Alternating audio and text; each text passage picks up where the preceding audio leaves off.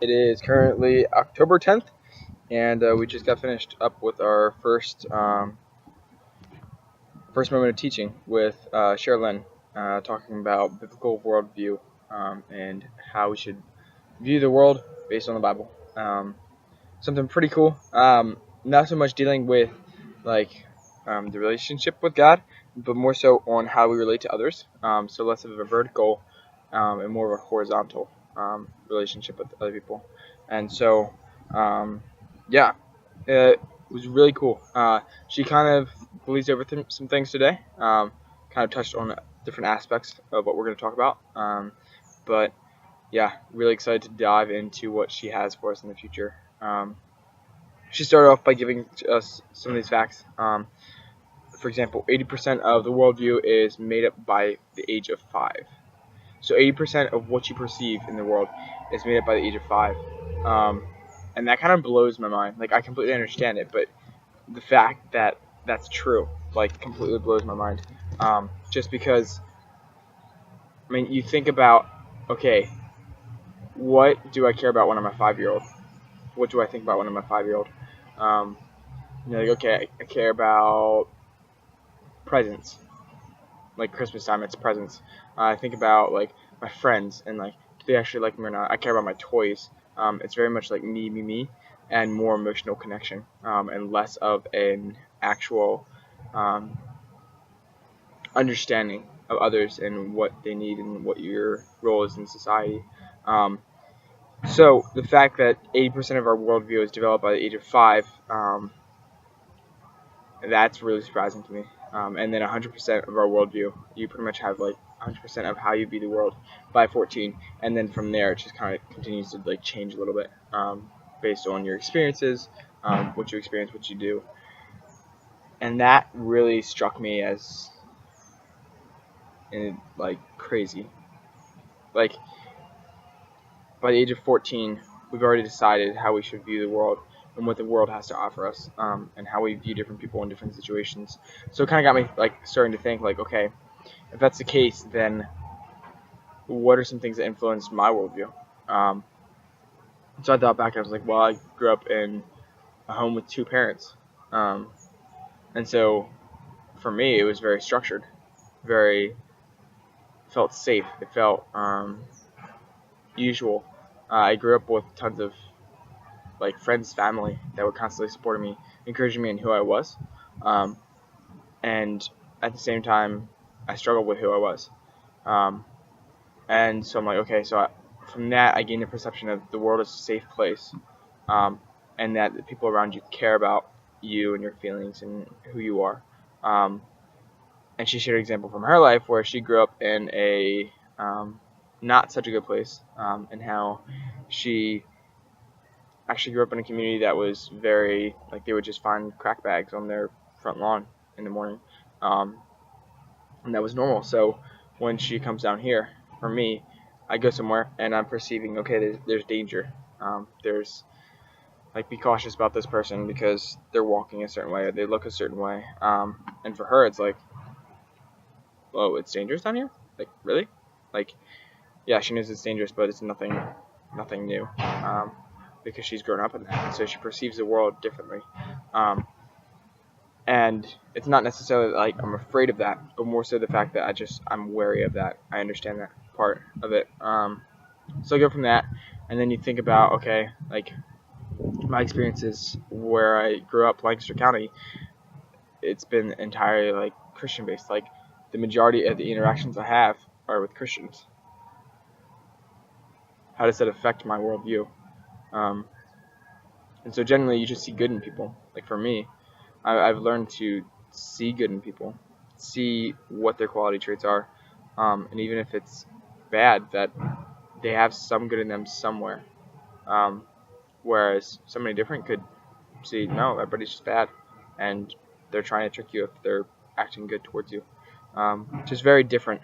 So we continued on, and like that fact kind of made me stop and think, and just like the fact that, okay, I would perceive things as differently, so the way I interact with somebody has to be different than the way I would perceive it, the situation.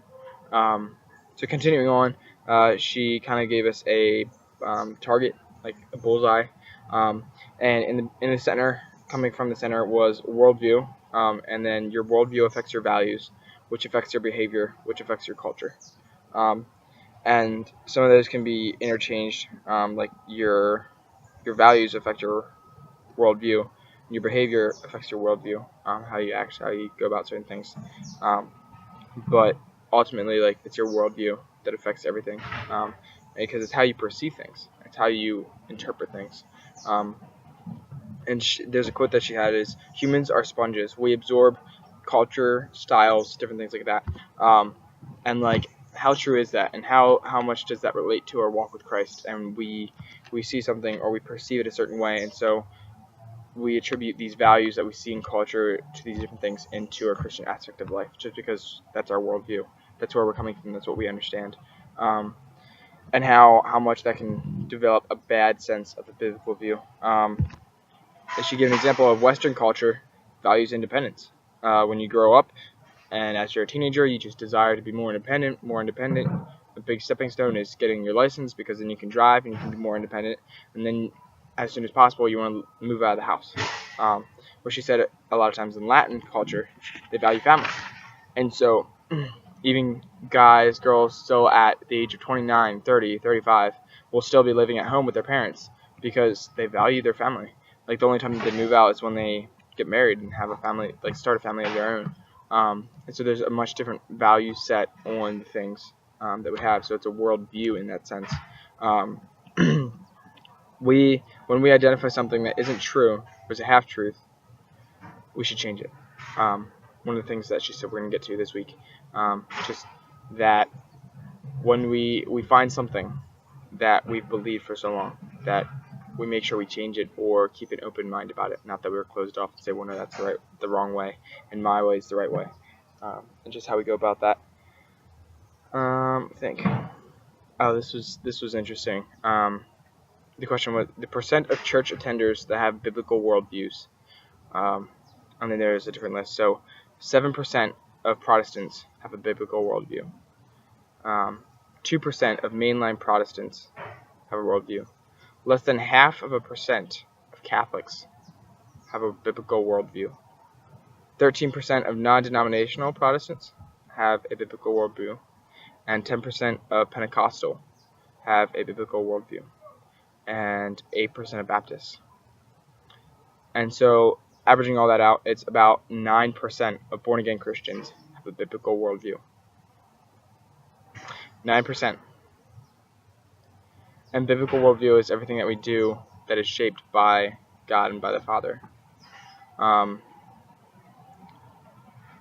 That's insane. That's crazy. Just the fact that so few of us living the Christian faith have that worldview.